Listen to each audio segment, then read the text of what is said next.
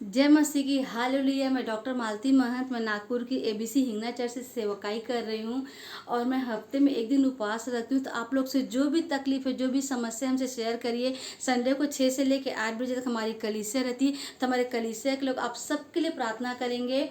और जो भी यदि आप वचन सुनते हो तो आपके लाइफ में जो भी गवाही होती है, जो भी खुदावन आपके लाइफ में काम करता है, तो सारी आदर महिमा खुदावन को दीजिए और हमें गवाही दीजिए और हम अपने कलीसिया में आपके बारे में बात करेंगे। एक छोटी सी प्रार्थना मैं यीशु मसीह के लिए करती हूँ। तारीफ करती हूँ खुदा बाप की आप हमारे खुदा, तारीफ करती हूँ खुदा बाप कि आपने हम सबको चंगा रखा। और तारीफ करती हूँ खुदा बाप कि जो भी इस वचन को सुनता है मेरे खुदा, उनके हृदय में कार्य करे खुदा। और मनों को जांचने वाले परमेश्वर है खुदावन, आप कार्य करे खुदा, अपनी सामर्थ्य को उनको दिखाइए खुदा। और जैसा आप है खुदा वैसे बनते उनको बनाइए खुदा राजा। और सारी आदर सारी महिमा आपको मिले, यीशु मसीह के नाम से मांगती हूँ। आमीन आमीन आमीन। हम मत्ती के 12वें चैप्टर में पहुँच गए हैं और अगला शीर्षक जो अपने बाइबल में मैं दिखा रही हूँ वो है यीशु और बालजबूल। तो 22वां वचन में ऐसा बोलता है कि तब लोग एक अंधे गूंगे जिसमें दुष्ट आत्मा थी, मतलब यीशु मसीह के पास एक मनुष्य को लेके आए जिसमें अंधी और बहरी दुष्ट आत्मा थी। मतलब यीशु मसीह के पास लाया और उसने उसे अच्छा किया और वे बोलने और देखने लगा। मतलब यीशु मसीह के पास एक अंधी बहरी दुष्ट आत्मा को लेकर जिस मनुष्य में था, यीशु मसीह ने उस मनुष्य को चंगा किया, दुष्ट आत्मा जिसमें थी, और वह मनुष्य बोलने और देखने लगा। आगे बोलता है, इस पर सब लोग चकित होकर कहने लगे। मतलब वो तो उसमें दुष्ट आत्माएं थी ना, पर यीशु मसीह के सामर्थ्य से वो इंसान चंगा हो गया और देखने और बोलने लगा। तो वहाँ के लोग चकित होकर कहने लगे, यह क्या दाऊद की संतान है? मतलब अचरज करके बोले कि हाँ, क्या यीशु मसीह मतलब क्या ये दाऊद की संतान है? परंतु फरीसियों ने यह सुनकर कहा, मतलब फरीसी वो हुआ करते थे जो हमेशा यीशु मसीह की गलती निकालना चाहते थे। तो उन्होंने कहा, यह तो दुष्ट आत्माओं के सरदार बालजबूल की सहायता के बिना दुष्ट आत्मा को नहीं निकालता। मतलब यीशु मसीह जो अपने पिता से प्रार्थना करते तो जो सामर्थ्य निकलता था, जो पवित्र आत्मा यीशु मसीह के अंदर रहता था, वो दुष्ट आत्मा को निकालते हैं। पर फरीसी जानबूझ के यीशु मसीह की गलती निकालते, क्योंकि जो झूठा पाखंड फरीसी करते थे, चाहते थे कि लोग इस पाखंड में फंसे रहें। पर यीशु मसीह परमेश्वर के इकलौते पुत्र थे और यीशु मसीह परमेश्वर की सहायता से हर कार्य को करते थे। इसलिए हमेशा वो चाहते थे कि यीशु मसीह के पीछे लोग आएंगे तो उनका धंधा चौपट हो जाएगा ना, इसलिए हमेशा यीशु मसीह की गलती निकालते थे। इसलिए यीशु मसीह को जब वो जबरदस्ती बालजबूल जो शैतान है उसको बोलते कि तू बालजबूल की सहायता से दुष्ट आत्मा को निकाला, ऐसा उन्होंने बोला। उसके बाद उसने उनके मन की बात जानकर उनसे कहा, मतलब यीशु मसीह वो परमेश्वर हैं, शैतान हमारे मन के पास बहुत सारे कन्फ्यूजन उंडेलेगा, डालेगा, हमें कंफ्यूज करेगा। पर तारीफ करती खुदावन की हमारे मनों को जांचने का अधिकार सिर्फ परमेश्वर है। वो मन में ऐसा सोच ही रहे थे कि उनकी मन की बात को सुनकर यीशु मसीह ने कहा, जिस किसी राज्य में फूट होती है वह उजड़ जाता है। मतलब यीशु मसीह बोलते हैं कि यदि किसी राज्य में फूट है, मतलब कोई राज्य चल रहा है, उसमें कोई गलत इंसान मतलब शैतान काम कर रहा है, तो डेफिनेटली टूट जाएगा, क्योंकि बनाने वाला कौन है? क्योंकि उसमें शैतान कार्य कर रहा है।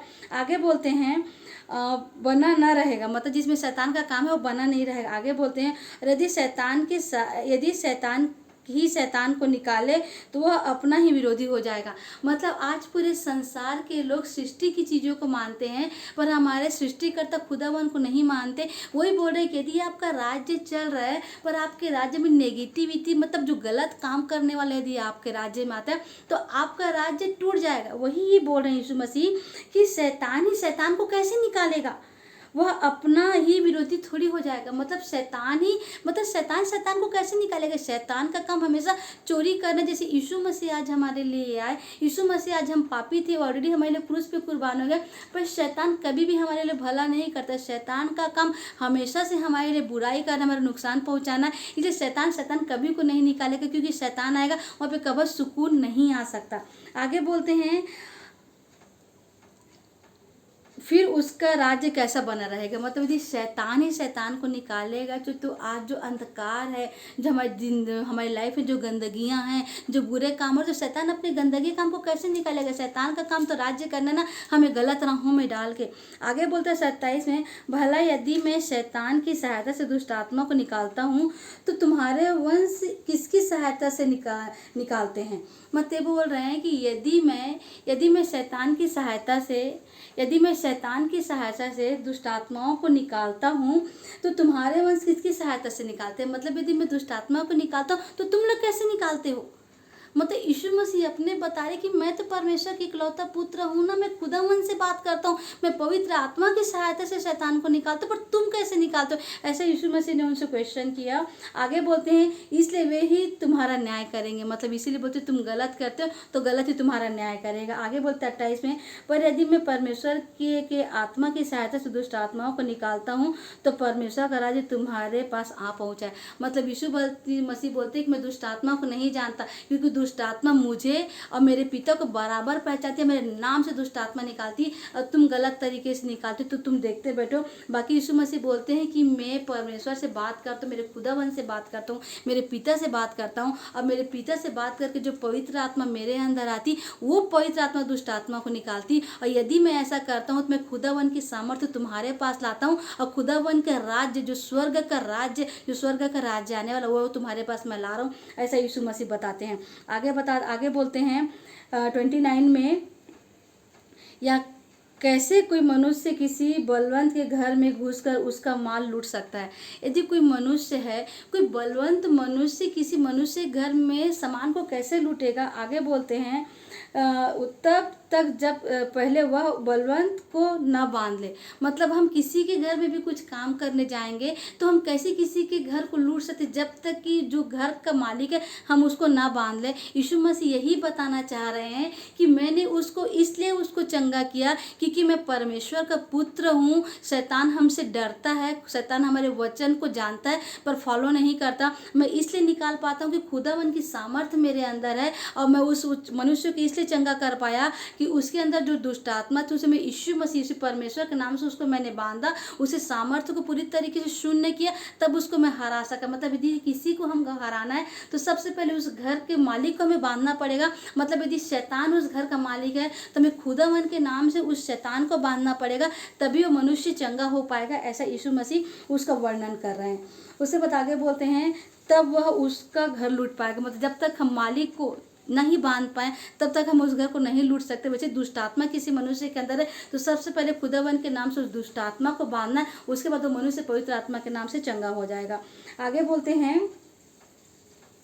यीशु मसीह बोलते हैं 30 में, जो मेरे साथ नहीं वह मेरे विरोध में है। मतलब यीशु मसीह बोलते हैं तुम मेरे साथ नहीं हो खुदावन के साथ, पवित्र आत्मा के साथ, तो डेफिनेटली तुम मेरे विरोध में हो।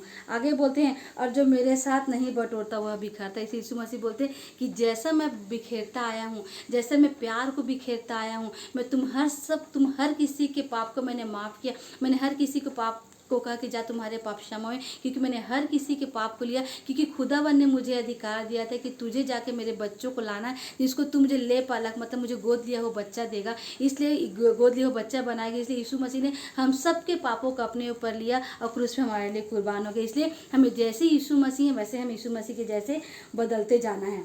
आगे बोलते हैं 31 में, इसलिए मैं तुमसे कहता हूँ कि मनुष्य के सब प्रकार का पाप पर निंदा क्षमा की जाएगी, परंतु पवित्र आत्मा की निंदा क्षमा नहीं की जाएगी।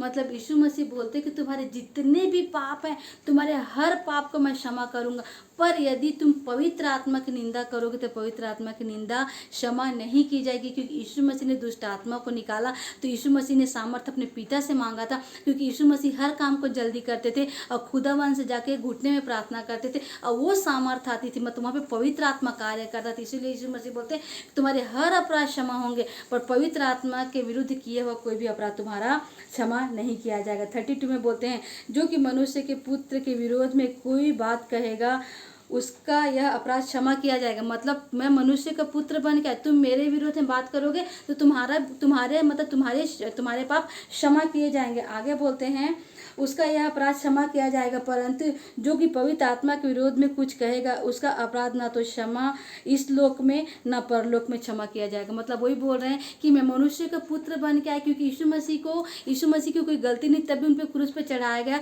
पर हम यीशु मसीह की बदनामी करेंगे तो वो सहा जाएगा, क्योंकि यीशु मसीह ने हमारे पाप क्षमा किए। पर यदि हम पवित्र आत्मा के लिए कोई भी यदि हम गलत काम करेंगे तो उसकी माफ़ी न हमें इस लोक में मिलेगी न हमें परमेश्वर के पास मिलेगी। तारीफ करती हूँ खुदावन कि अपने वचन द्वारा हमें सिखाते हो खुदावन, और जैसा आप चाहते हो खुदावन वैसे हमें बनाए। तारीफ करती हूँ खुदावन, सारी आदर सारी महिमा आपको मिले, यीशु मसीह के नाम से मांगते हैं, आमीन आमीन आमीन।